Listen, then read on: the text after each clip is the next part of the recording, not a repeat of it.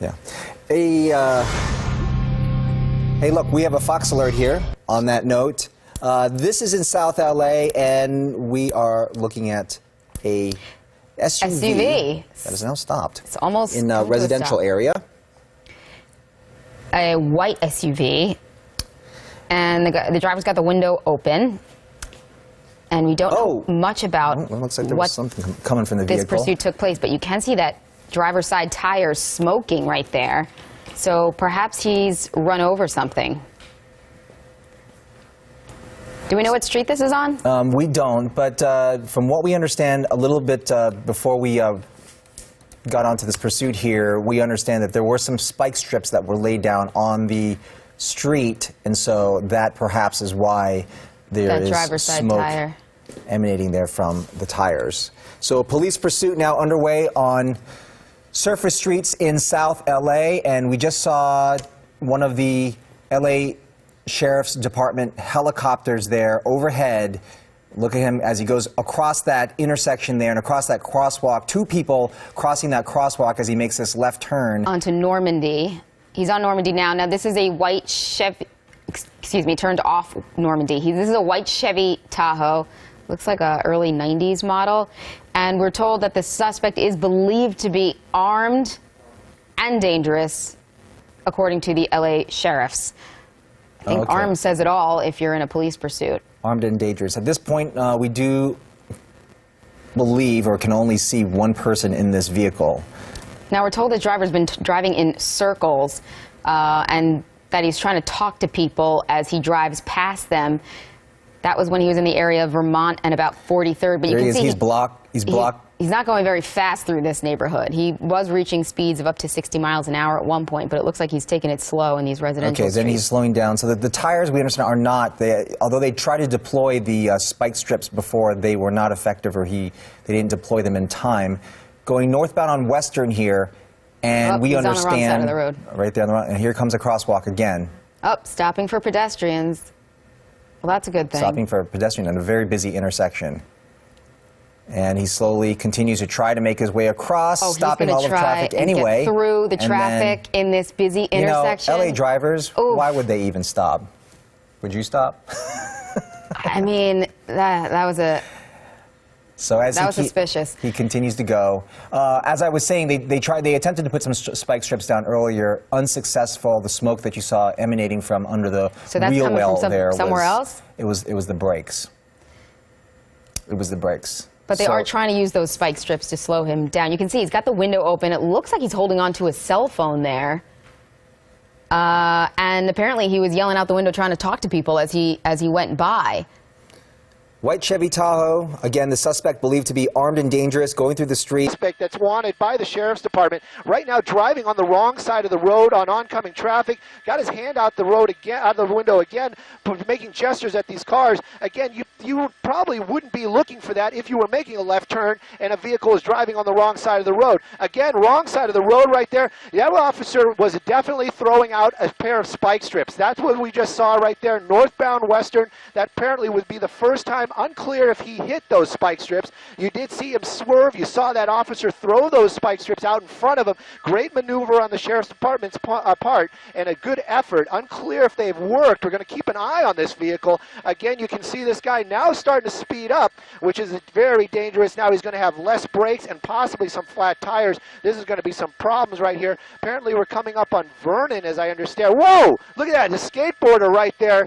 That guy almost got it. Again, you know, this is the reasons why these are so dangerous. These are the reasons why, especially on a Friday afternoon on these smaller streets out here, is extremely dangerous. And he's picking up speed. I'm looking that there's a bus up ahead making a turn.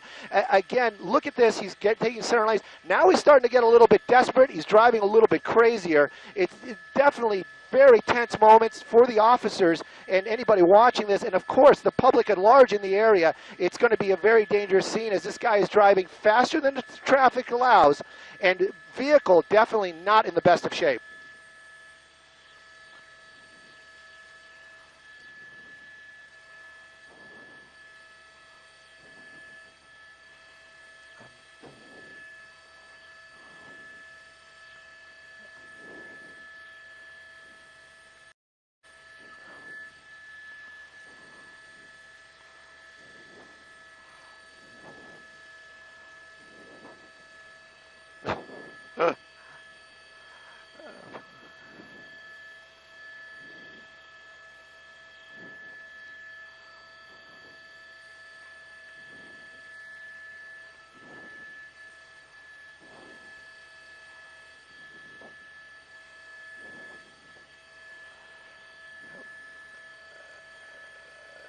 Well, you know, it's funny you bring that up right now as we're coming up to another major intersection out here with a lot of cross traffic this afternoon. Again, Friday afternoon, very busy in the downtown area, South Los Angeles. Cut that vehicle off, apparently going very slow. But what the point is right now is that my pilot was just talking with the pilot from the Sheriff's Department down there. Actually, they're probably talking to the Observer, and what we're hearing now is from that other helicopter is domestic violence. There's a domestic violence call. It was the original call for this. It looks like we're coming to a stop out here. The door is open. This guy is getting out of the vehicle. What? Oh, he's got a gun. He has got a gun. He is, and this could end kind of badly out here. He's gesturing very, yeah. This is not going to end very well. Shots fired. And he's still moving, still going out here. Sheriff's Department, he's still moving. You can definitely see a definite bullet wound to this gentleman, this suspect's back out here. It looks like he's collapsing, but he has not dropped the weapon. Has not dropped that weapon, and that is the problem out here. He's still got the weapon in his hand, and as long as that's going on, those officers will not approach him.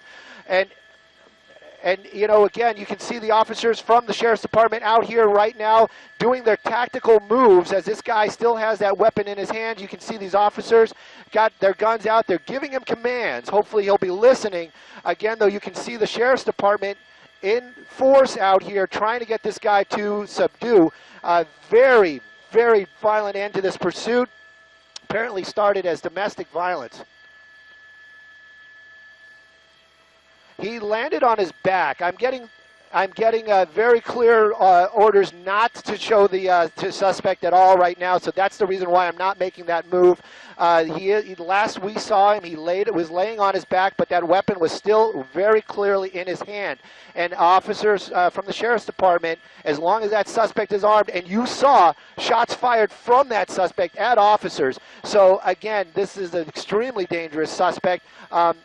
This vehicle that we're looking at right here, that okay, I thought maybe that might be a bullet wound.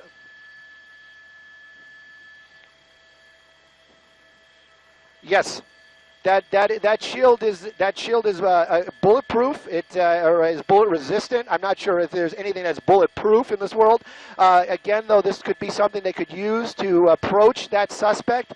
Again, I don't know if he dropped the weapon or threw it or what he has done with the weapon, but I can tell you officers right here, deputies from the Sheriff's Department, still have their weapons out. They're trying to formulate a plan to take this suspect into custody. Again, though, that suspect extremely defiant. And again, this is a very, very bizarre ending, very violent ending out here in the South Los Angeles area.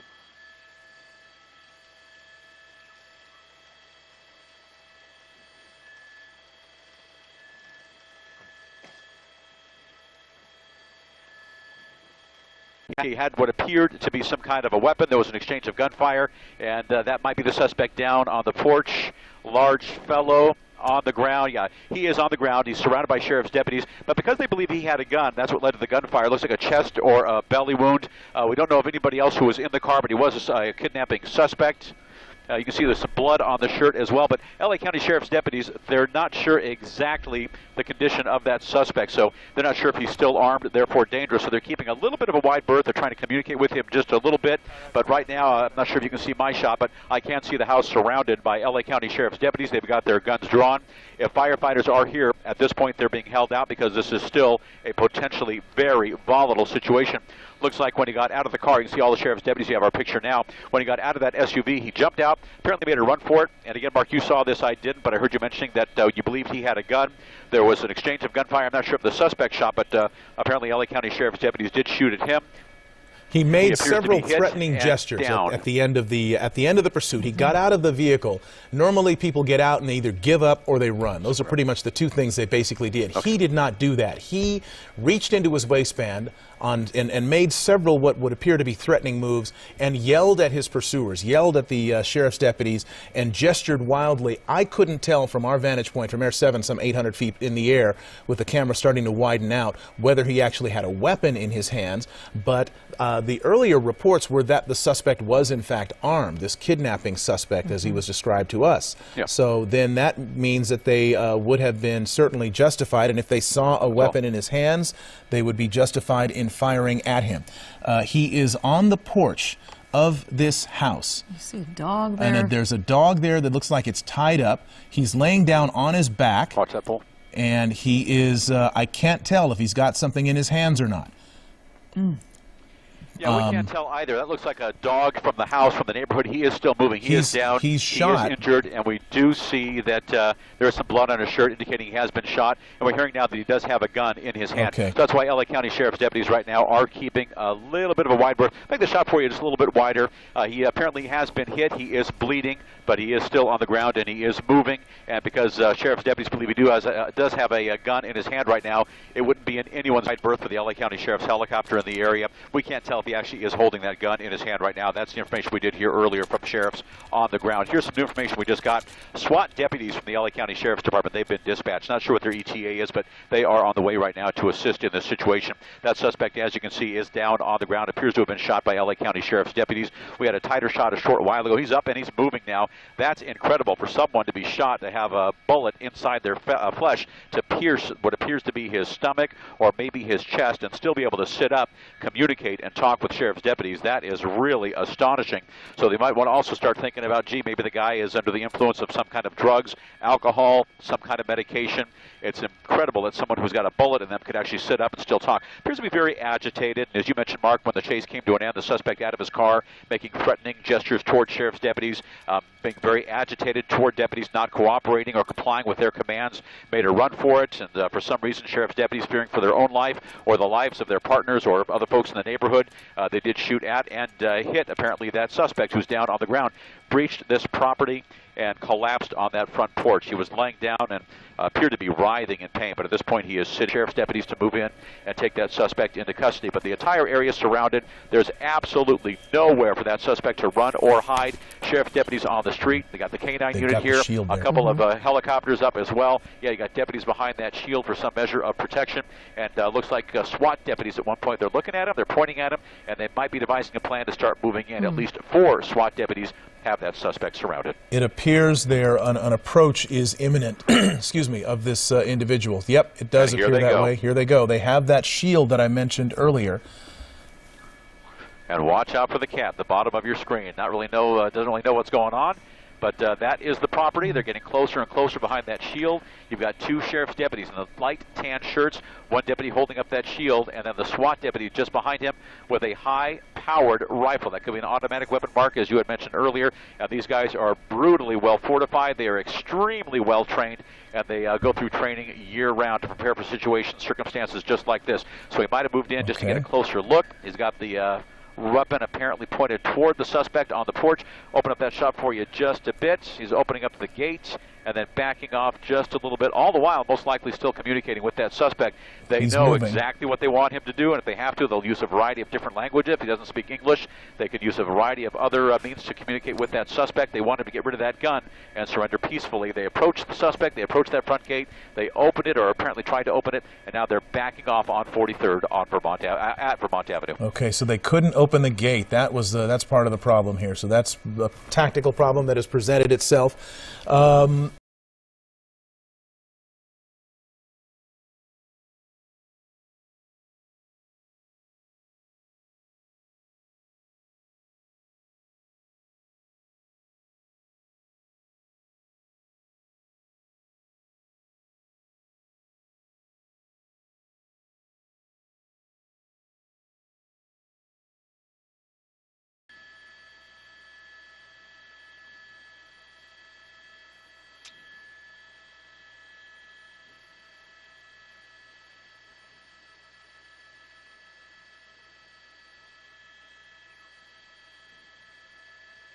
Copy, thank you.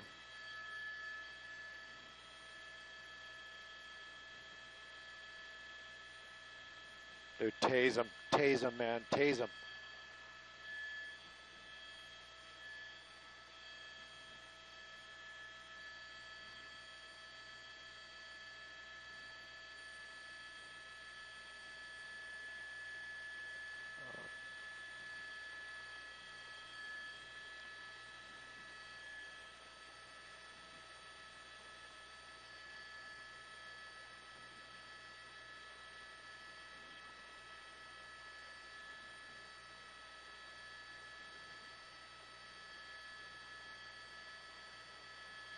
Man, look at this guy. This is crazy.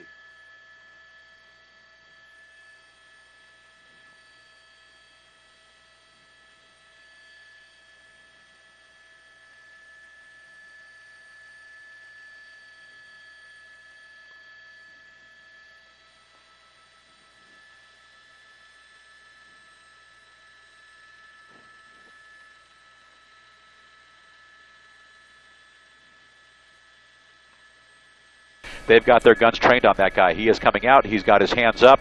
He is most likely seriously injured. He's trying to understand what they're trying to tell him. Do you want me to get down on the ground? He's gesturing toward them, and yes, they want his hands up in the air. They want him to get face down on the ground right now. As he approaches, gets closer and closer. This is being a situation less and less threatening for LA County Sheriff's deputies because he's got his hands up. It is an oversized T-shirt, so he could reach theoretically for another weapon if we need to. We're going to reposition. But looks like he's walking right to deputies. He's within just a few feet. They've got their guns drawn and trained on him. He is injured, therefore somewhat incapacitated. We're going to reposition the helicopter to come around to the south side, complying with their very commands right now. They're being very specific. Get down on the ground. We know you're injured. Look at all that blood. He's lost a great deal of blood. We're going to double up now to give you that shot. He is down on the ground, very seriously injured. We got the K-9 unit here. There he is at the bottom of your screen. They're putting the handcuffs on that suspect, and they are treating this gentleman very, very gingerly. They're being very gentle with him. He is in custody, very seriously injured, pulling the K-9 out, pulling that police dog back out. And in time, firefighters, they're very nearby. These are sheriff's deputies, SWAT deputies. They're also very well trained in first aid. They have paramedics with the LA County Sheriff's Department, so if they have to come in and treat the suspect before the firefighters are brought in, that's fine as well. We haven't seen them clear that car just yet, so at any point they're going to approach the SUV. That was a kidnapping suspect. They're going to make sure there's no one else inside that car. This appears to be the only suspect. There was a situation that was a pursuit a short while ago. It ended here on 43rd off of Vermont. Deputies, in fear of their own life, when they saw that suspect with a weapon, fired on that suspect. He was injured, ran for it into the neighborhood, stopped on somebody's porch, collapsed with a handgun, and just moments ago, fortunately, walked away from that handgun, and now being treated by LA County Sheriff's SWAT deputies. These are paramedics, so they're taking care of him right now while LA City firefighters are being held out. This may be a belly wound. This may be a wound to the back as well. That's where the bulk of the blood is right now on his back. And even though they are treating him, he is in police custody. He is in handcuffs, but they'll do all they can to assess his situation.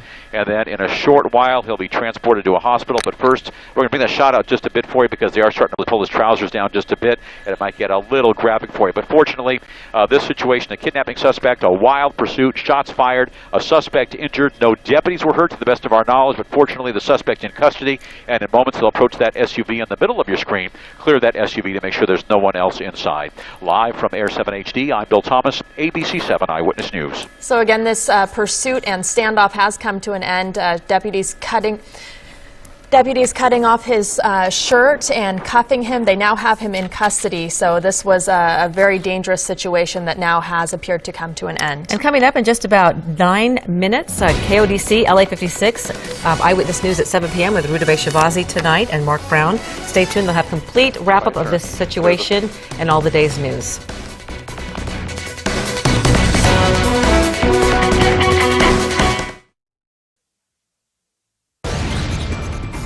And we welcome you back to the KTLA 5 News at 6:30. You can see the wounded gunman now being taken by SWAT officers and sheriff's deputies on a backboard. He's going to be taken to a nearby ambulance.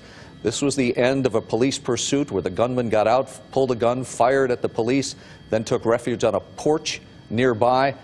He was shot in the abdomen. He has been bleeding for well over an hour, and now he has finally surrendered and is getting the medical treatment share that we thought that he would get minutes and minutes ago. It has been an incredible, last hour and a half that we've been watching this. That the man is still alive is incredible, and that he was standing and like drinking water on the porch, and it was just one of those things that you've never seen before.